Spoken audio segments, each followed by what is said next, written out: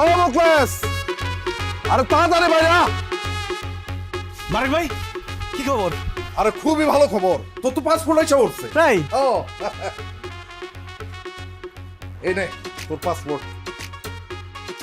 আরে শোন, তোর যেহেতু পাসপোর্ট আইসাই পড়ছে, তাহলে আমি যত তাড়াতাড়ি সম্ভব তোর লাগে একটা ভিসার ব্যবস্থা করে ফেলাই। কি কস? হ্যাঁ, তুই তাইলে একটা কাজ কর, দ্রুত টাকা ম্যানেজ করে ফেলা।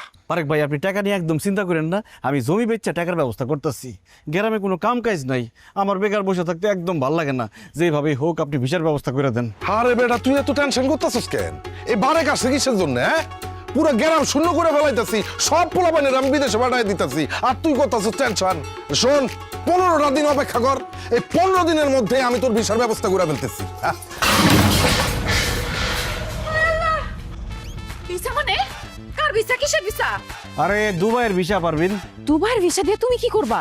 কি করুন মানে? দুবাই যাবো।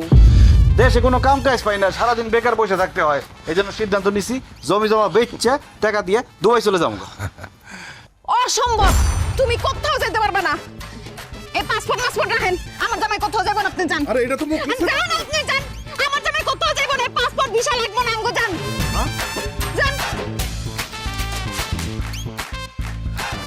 মোগলেস, তুমি বিদেশ চলে গেলে আমি কার সাথে ঝগড়া করুম, কার সাথে রাগ অভিমান করুম? আমার কোনো কিছু লাগলে কার কাছে যাবো? আর রাতের বেলা কারে জড়ায় ধরে ঘুমায় থাকুম? কম মোগলেস। আরে তোমার এত ঝগড়া করতে মন চাইলে তুমি পাশের বাড়ির আম্বিয়ার মার সাথে ঝগড়া করবা।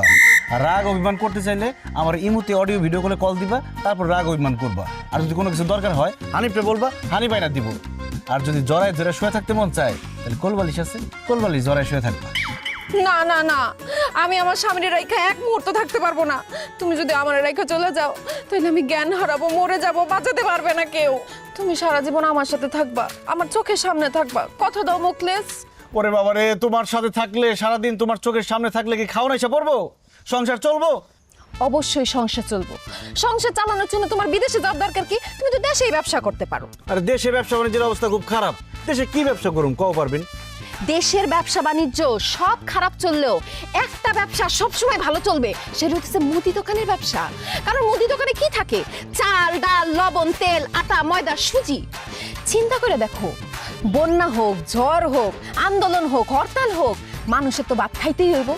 আর ভাত খাইতে হইলে মুদি দোকানে যাইতেই হইব। এর জন্য মুদি দোকানের ব্যবসা সবসময় রমরমা, সবসময় চাঙ্গা। তুমি একটা মুদি দোকান দিয়ে দাও। ঠিকই কইছো পারবেন, মুদি দোকানে তো অল টাইম বেচা কিনি হয়। কথা তো আমি সবসময় ঠিকই বলি, তুমি বুঝো না।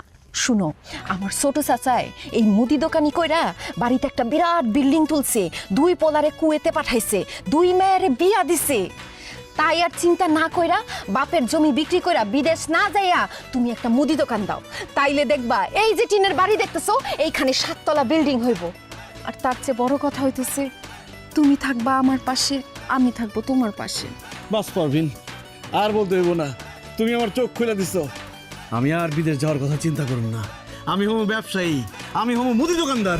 এই ভিডিওটা দেখে যদি ভালো লাগে তাহলে ফলো করবেন, শেয়ার করে রাখবেন নতুন নতুন ভিডিও পেতে গেলে। সবাই